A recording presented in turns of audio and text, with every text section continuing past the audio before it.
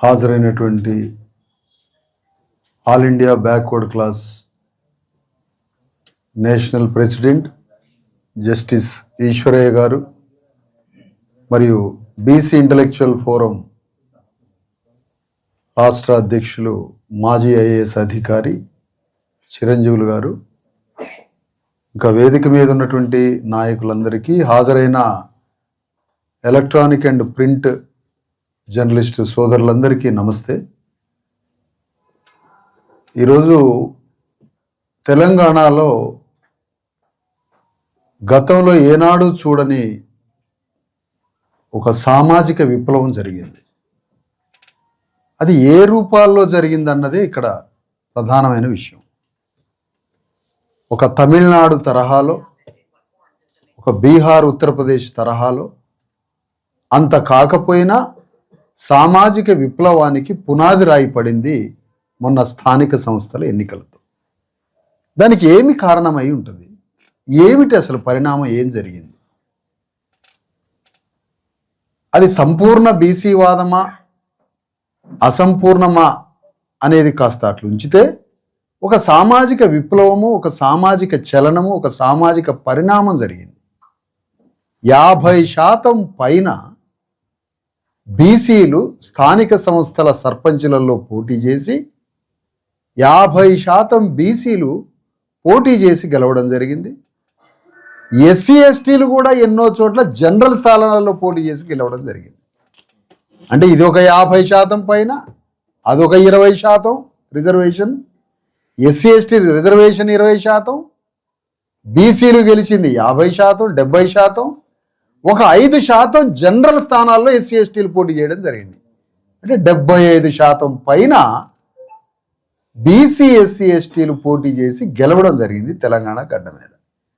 తమిళనాడులో 90% గెలిచారు. అంటే ఒక 15% మాత్రమే తమిళనాడుతో పోటీ పడే ఒక తేడా ఉంది. ఎందుకు ఇట్లా జరిగింది? తెలంగాణలో ఏనాడు లేనిది. గతంలో కూడా కొన్ని జనరల్ స్థానాల్లో బీసీలు పోటీ చేసి గెలిచిండ్రు. కానీ ఈసారి 50% ఎందుకు దాటింది అంటే, సాంప్రదాయ బీసీ సంఘాలని దాటి, సాంప్రదాయ బీసీ సంఘాలంటే ఏంటి? పాలక వర్గాలని చల్లగా చూడటం అన్నమాట. చల్లగా ఉండండి, మీరు హాయిగా, మీరంతా చల్లగా ఉండండి బాబు, స్వామి నిద్రపో నీమది చల్లగా ఒక పాట ఉన్నది. అట్లా పాలక వర్గాలని చల్లగా చూసే బీసీ సంఘాల వల్ల ఏ విప్లవం రాలేదు తెలంగాణలో. కానీ పాలక వర్గాల మీద పాలాభిషేకం కాదు, పూలాభిషేకం కాదు, వారిని చల్లగా చూడటం కాదు, పాలక వర్గాల మీద అగ్నివర్షం కురిపించే శాస్త్రీయ బీసీ సంఘాలుగా మేము బయలుదేరబట్టే తెలంగాణలో ఈ సామాజిక విప్లవం వచ్చింది. మేము కురిపించింది పాలవర్షం కాదు, అగ్నివర్షం. మేము బీసీలకి అగ్రవర్ణాలకి ఉన్న సంబంధాన్ని గొడ్డలితో నరికాం. ఆలోచన రావాలి మనకి కూడా. ఏం ఆలోచన రావాలి? ఆత్మగౌరవం అంటే కామన్ భాషలో మాట్లాడితే అన్న ఫోన్ కొద్దిసేపు ఏమనుకోదు. ఆత్మగౌరవం అంటే సామాన్యులకు అర్థం కాదు. ఆత్మగౌరవం అంటే ఏంటో తెలుసా? సింపుల్గా తూకిత్తే అంటే తూకిత్తే, అదే ఆత్మగౌరవం. నువ్వెంత అంటే నేనంత. ఆత్మగౌరవం అంటే అర్థం అదే. రేవంత్ రెడ్డి మెస్సీతో ఫుట్బాల్ ఆడిండు, బీసీలు రేవంత్ రెడ్డితో ఫుట్బాల్ ఆడారు, పొలిటికల్ ఫుట్బాల్ ఆడారు. ఇది మిశ్రమ స్పందన కావచ్చు, ఇది సంపూర్ణ బీసీ స్వతంత్ర ఉద్యమంగా ఇంకా రూపు దాల్చకపోవచ్చు. కానీ మిశ్రమమైన కొంత అగ్రవర్ణ పార్టీలలో ఉండే ఆ సిస్టంలోనైనా మేమెందుకు పోటీ చేయకూడదయా అని రెడ్ల మీద, వెలమల మీద, కమ్మల మీద సవాల్ ఇసిరి, ఖమ్మం జిల్లాలో కూడా కమ్మల మీద సవాల్ ఇసిరి, కరీంనగర్, వరంగల్, మహబూబ్నగర్ ప్రాంతాల్లో వెలమల మీద కూడా సవాల్ ఇసిరి, రెడ్ల మీద మిగతా జిల్లాల్లో సవాల్ ఇసిరి, ఉన్న సిస్టంలోనేనా, ఉన్న కాంగ్రెస్, బీఆర్ఎస్, బీజేపీ సిస్టంలో కూడా అగ్రవర్ణాలతో సవాల్ ఇసిరి మేం పోటీ చేస్తామని బీసీలు రంగంలో దిగి పోటీ చేయడం విప్లవం కాదా? ఇది సాంప్రదాయ బీసీ సంఘాలతో రాలే, ఏ కమ్యూనిస్టు పార్టీలతో రాలే.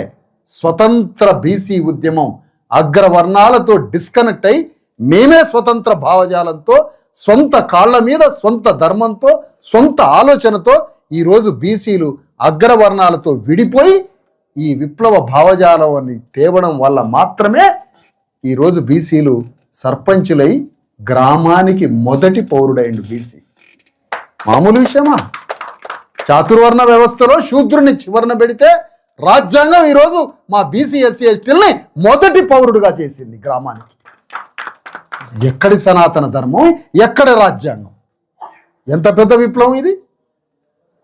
జనరల్ స్థానాలలో ఇబ్రహీంపట్నం మండలంలో ఒక జనరల్ స్థానంలో ఒక ఎస్సీ మాల సోదరుడు రెడ్డితో పోటీపడి గెలిచిండు. ఏమిటి విప్లవం? ఒకసారి జర్నలిస్ట్ మిత్రులారా ఒక విషయం, ఒకసారి లల్లు ప్రసాద్ యాదవ్ అన్నగారు, ఒక్క నిమిషం అన్న, లల్లు ప్రసాద్ యాదవ్ గారు నెల్లూరు వచ్చినప్పుడు రాజ్యాధికారం అంటే ఆలోచన అని చెప్పిండు. అసలు మొదట అర్థం కాలే, రాజ్యాధికారం అంటే ఆలోచన ఏంటి? రాజ్యం చేయాలని ఆలోచన రావాలి మొదట అంటాడు లల్లు ప్రసాద్. మొదట ఆలోచన రావాలి. ఆ ఆలోచన సాంప్రదాయ బీసీ సంఘాలు తీసుకురాలే. తెలంగాణలో మేమెందుకు గ్రామాల్ని పరిపాలించకూడదు అని మెదడులో విప్లవాన్ని సృష్టించాం మేము, శాస్త్రీయ బీసీ సంఘాలుగా, బీసీ ఎస్సీ ఎస్టీ సంఘాలుగా. ఆలోచన రావడం. ఎందుకు ఆలోచన? ఆలోచన ఎక్కడి నుంచి వస్తుంది? ఆత్మగౌరవం నుంచి వస్తుంది. ఆత్మగౌరవం ఎక్కడి నుంచి వస్తుంది? భావజాల వ్యాప్తి. ఆలోచన, విప్లవాత్మకమైన ఆలోచనతో మేమెందుకు గ్రామంలో పోటీ చేయకూడదు అన్న, మీరు దయచేసి మళ్ళీ అర్థం చేసుకోండి. ఒక 100 ఎకరాల 1000 కోట్ల రూపాయలున్న రెడ్డి వెలమ కమ్మ భూస్వామ్య పెట్టుబడిదారుల మీద బట్టలు సరిగ్గా లేని బీసీ నేను గ్రామానికి సర్పంచ్గా పోటీ చేస్తా అంటే అంతకన్నా మించిన విప్లవం ఉందా అని అడుగుతున్నాను నేను. ఏం మామూలు మాట ఇది? ఇలా రియల్ ఎస్టేట్లో తెలంగాణలో ఆసియా ఖండంలోనే రియల్ ఎస్టేట్లో 1000 కోట్లు సంపాదించే హైదరాబాదు, దాని చుట్టుపక్కల తెలంగాణలో రెడ్డి, రావు, వెలమ, కమ్మలు 1000 కోట్లు 100 ఎకరాల భూములున్న వారి మీద వాళ్ళు 100 కోట్లు తీసుకొని గ్రామాలకు వచ్చారు. అసెంబ్లీ ఎన్నికల్లో 3000, 4000 ఓటు, సర్పంచ్ ఎన్నికల్లో 12,000 రూపాయలు పంచారు ఈ రెడ్డి వెలమ దొరలు. ఒక ఓటుకి 12,000 పంచారు. మా బీసీ సోదరులు మంచి మనసును పంచి గెలిచారు. పైసలు పంచలే, మాకు చేత కాదు పైసలు, మాకు రాజ్యాంగమే పైసలు, రాజ్యాంగమే ఆయుధం, రాజ్యాంగమే విప్లవం, మాకేం లేదు. ఆ విధంగా తెలంగాణ గడ్డ మీద నువ్వు 17% మమ్మల్ని బందెకానలో పెడితే నీ బందెకాన్ని బద్దలు చేసుకొని 52% సర్పంచులు గెలిచిండ్రు మా బీసీలు. నువ్వు బందెకాన వేసిన చుట్టూ కంప, నువ్వు 10 ఏళ్లనే ఉండని తెలంగాణ తెలంగాణ తెలంగాణ అని మొత్తుకున్నావు. ఆంధ్రాలో ఉన్నప్పుడు 36% రిజర్వేషన్లు ఉంటే తెలంగాణ అయ్యాక 17%కి పరిమితమైనాం. ఇది మన తెలంగాణ విప్లవం. ఇది విప్లవాల కిల్లా తెలంగాణ. ఆ విధంగా తెలంగాణలో వితిన్ ద సిస్టంలోనైనా బీసీలు గెలిచిండ్రు. మొత్తం 52%లో కొంతమంది వితిన్ ద అప్పర్ కాస్ట్ సిస్టంలోనైనా నువ్వెందుకు పోటీ చేస్తాను, నేనెందుకు చేయను అని పోటీ చేసి గెలిచిండ్రు బీసీలు. అయితే ఇప్పుడు ప్రధానంగా ఏమిటి, రేవంత్ రెడ్డి ఎందుకు ఎంపీటీసీ జెడ్పీటీసీలలో ఎన్నికల్లో ఎనికిపోతుండో తెలుసా? బీఆర్ఎస్ ఎగిసిపడుతుందని కాదు ఎనిక్కిపోయేది, అది ఒక కారణం. బీఆర్ఎస్ ఒకవేళ కారు సింబల్ మీద మొత్తం అదే ఆక్యుపై చేసి గెలుస్తుందా అని దానికి భయపడట్లేదు రేవంత్ రెడ్డి, అది ఒక భాగమే. బీసీ విప్లవం వచ్చి కాంగ్రెస్కి గోరిగట్టి దాన్ని భయపడి ఆగిపోతున్నాడు ఆ ఎన్నికల విషయం. ఇన్ని ఆలోచిస్తున్నాడు. అందుకని ఇప్పుడు మొత్తానికి బీసీ విప్లవం వచ్చింది. ఎస్సీ ఎస్టీ విప్లవం బడబాగ్నిలాగా అండర్ కరెంట్లో దాక్కొని రెడీగా ఉంది. బీసీ విప్లవం ఆలోచన వచ్చింది.